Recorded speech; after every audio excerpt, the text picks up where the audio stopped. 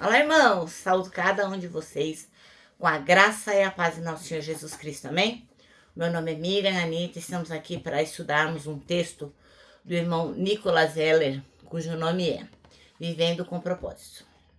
Esse texto foi escrito para o Manancial, que é um livro publicado pela União Feminina Missionária Batista do Brasil, que oferece mensagens escritas através da Bíblia, que é a palavra de Deus, com o objetivo de inspirar, exortar, confortar, fortalecer, confrontar e edificar a nossa vida espiritualmente.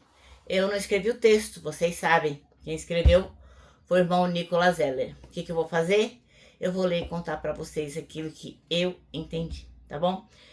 Quero pedir gentilmente que vocês compartilhem esse nosso devocional, sabendo que é a palavra de Deus. Se puderem, se inscrevam no canal, se puderem, coloquem lá um comentário, tudo para que a gente possa de alguma forma fazer a internet entender que a palavra de Deus é importante e que, ainda que feita na maior simplicidade, o objetivo sempre é que ela seja divulgada. Vamos orar? Senhor, que nós possamos compreender as verdades eternas que hoje Tu nos ensinas e que nós possamos viver com propósito. É em Teu nome que oramos. Amém. Bom, irmãos, então estamos aqui, nós vamos ler 1 Pedro 4, de 7 a 11. Seria bacana se você já abrisse a sua Bíblia aí. Então, o que a gente vai estudar? A gente vai refletir sobre a vida com propósito. O irmão Pedro lembra que o fim de todas as coisas está próximo. Então, o que a gente tem que fazer? Ser sóbrio e vigilante na oração, amar intensamente uns aos outros, porque o amor cobre uma multidão de pecados, ser hospitaleiro sem ficar reclamando, usar aquilo que Deus nos deu como dom para servir, como bons administradores da graça que Deus nos deu, falar e agir como quem representa Deus o tempo todo, como se fôssemos embaixadores dele, para que em tudo ele seja glorificado por meio de Jesus Cristo. Bom, e qual a mensagem central do Vivendo com Propósito, né? 1. Consciência do tempo. O irmão Pedro lembra a gente que a vida é curtinha, é breve, mas ela é preciosa. E isso vai levar a gente a viver com intencionalidade, sem desperdiçar oportunidades. 2. Oração como base. A gente tem que estar ali, sóbrio, vigilante, mantendo aí a mente clara e o coração conectado com quem? Com Deus. Porque o propósito dele começa com a nossa intimidade com o Eterno. 3. O amor prático. O amor não é apenas um sentimento. Eu te amo, ai que bonitinho. Mas tem que ser ação. Por quê? Porque essa ação vai cobrir as falhas, vai promover reconciliação. Então, viver com propósito é amar de forma correta. Não é só dizer eu te amo e fazer tudo do jeito que quer. 4. Hospitalidade e serviço. Abrir o coração e os recursos para acolher e servir. Então, qual é o propósito? O propósito é que a gente revele Deus naquilo que a gente faz, usando nossos dons para o bem comum. 5. Glorificar a Deus em tudo. Seja falando, seja agindo, o objetivo final da vida da gente como cristão é que Deus seja honrado. O propósito maior da nossa vida é refletir a Jesus Cristo. E a gente não pode esquecer disso. Como que a gente pode aplicar essa palavra hoje? Primeiro, a gente faz essa pergunta: como é que eu posso usar os meus dons para servir alguém hoje? Como é? Essa é uma pergunta que só você pode responder. Outra coisa, pratique um gesto de amor que cubra falhas, perdão, paciência, acolhimento. Não é fácil não, mas é necessário. E decida viver cada dia como uma oportunidade de glorificar a Deus, seja no trabalho, na família, na comunidade, seja onde for. O objetivo deve ser o de glorificar a Deus. Moral da história: viver com propósito, segundo o que nós vamos ler agora em 1 Pedro 4, de 7 a 11, é viver em oração, amor e serviço, usando cada dom para glorificar a Deus. Vamos então ler a passagem? 1 Pedro 4, de 7 a 11. E diz assim, ó. E já está próximo o fim de todas as coisas. Portanto, sede sóbrios e vigiais em oração. Mas, sobretudo, tende ardente amor uns para com os outros, porque o amor cobrirá a multidão de pecados. Sendo hospitaleiros uns para com os outros, sem murmurações. Cada um administra aos outros o dom como recebeu, como bons mordomos da multiforme graça de Deus.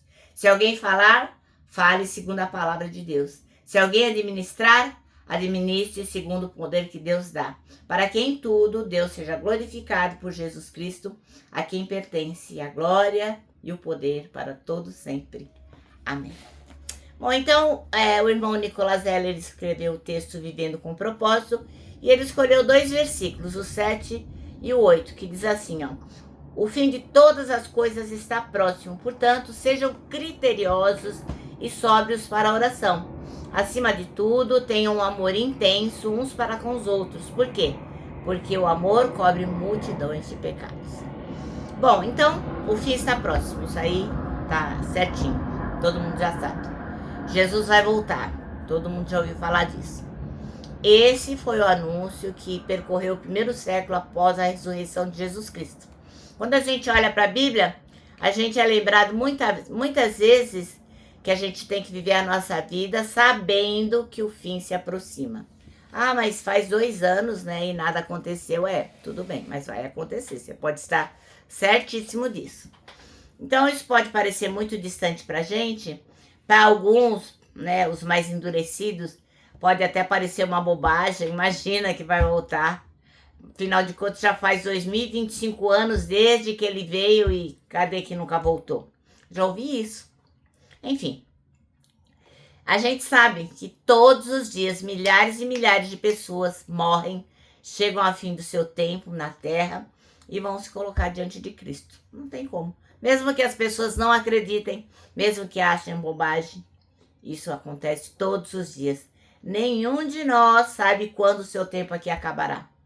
Não é porque eu sou idosa, não é porque você é jovem, não é porque ele é criança. A gente não sabe. Então, o irmão Pedro ele escreveu essa carta para instruir principalmente a nós todos a termos amor uns pelos outros. Por quê? Porque o amor ele cobre uma multidão de pecados.